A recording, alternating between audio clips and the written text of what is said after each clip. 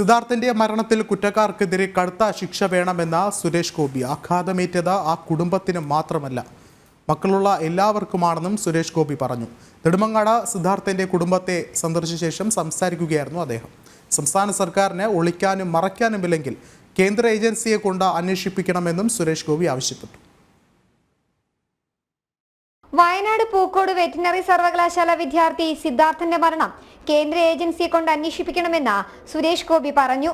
തിരുവനന്തപുരം നെടുമങ്ങാട്ട് സിദ്ധാർത്ഥന്റെ വീട്ടിലെത്തി മാതാപിതാക്കളെ കണ്ട ശേഷം മാധ്യമങ്ങളോട് പ്രതികരിക്കുകയായിരുന്നു അദ്ദേഹം. കുറ്റക്കാർക്ക് കനത്ത ശിക്ഷ നൽകണമെന്നും കേരളത്തിൽ മറ്റൊരു വിദ്യാർത്ഥിക്കും ഇത്തരത്തിലുള്ള സാഹചര്യം ഉണ്ടാകരുതെന്നും അതിനുവേണ്ടി കുടുംബത്തോടൊപ്പം ഉണ്ടാകുമെന്നും സുരേഷ് ഗോപി വ്യക്തമാക്കി. ആദ്യം അറസ്റ്റ് ചെയ്യേണ്ടത് വൈസ് ചാൻസലറെയാണ്. ക്രിമിനലുകളൊക്കെ ഇപ്പോൾ വിസിയും ഡീനും ഒക്കെ ആയോ എന്നും സുരേഷ് ഗോപി ചോദിച്ചു. അപ്പോൾ ഇതൊക്കെ ആരാണ് ചോദ്യം ചെയ്യുന്നത്? രാജാവ് കള്ളനല്ല എന്ന് ആദ്യം നമുക്ക് വിശ്വാസം വരണ്ടേ? അപ്പോൾ ഒരു പ്രതി രാജാവിനെ നമ്മൾ കാണണം. ഒരു എക്സ്റ്റേണൽ ഏജൻസി, CBI പോലെ ഒരു സംഘം ഉറപ്പായിട്ടും. ഞാൻ ആ VCയുടെ നിങ്ങളുടെ മുമ്പിൽ ഇരുന്ന് സംസാരിക്കുന്ന ആ ഒരു പോർഷൻ കണ്ടിരുന്നു. എനിക്ക് തോന്നുന്നു ആദ്യം അറസ്റ്റ് ചെയ്യേണ്ടത് അയാളെയാണ്. അതേസമയം കേസന്വേഷണത്തിന്റെ അവസാനം അട്ടിമറി സാധ്യതയുണ്ടെന്ന് സിദ്ധാർത്ഥന്റെ പിതാവ് പ്രതികരിച്ചു. അന്വേഷണ ഉദ്യോഗസ്ഥന്റെ കാര്യത്തിൽ പരാതിയില്ല. നിലവിലെ അന്വേഷണം മുന്നോട്ട് പോകട്ടെ എന്നും അദ്ദേഹം പറഞ്ഞു.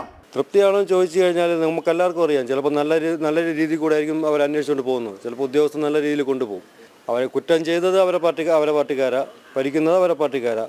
അങ്ങനെ പോകുമ്പോൾ ഉദ്യോഗസ്ഥൻ നല്ലൊരു രീതിയിൽ പൊയ്ക്കൊണ്ടിരിക്കുന്ന ഉദ്യോഗസ്ഥൻ അവർ നല്ല ട്രാക്കിലാണ് പൊയ്ക്കൊണ്ടിരിക്കുന്നത് തോന്നുമ്പോൾ അവരത് കറക്റ്റായിട്ട് ഒന്നുകിൽ ഉദ്യോഗസ്ഥനങ്ങ് മാറ്റും. സംഭവം നമുക്ക് മുമ്പുള്ള കാര്യങ്ങളെല്ലാം നോക്കിക്കൊണ്ടിരുന്നത് അറിയാം. എന്തെല്ലാം കേസ് ഉണ്ടായിട്ടുണ്ട്. ഒരു കേസ് ഞാൻ എടുത്ത് പറയുന്നില്ല. നീതിക്കായുള്ള പോരാട്ടം തുടരുമെന്ന് തന്നെയാണ് സിദ്ധാർത്ഥന്റെ കുടുംബം വ്യക്തമാക്കുന്നത്. ജനം, തിരുവനന്തപുരം.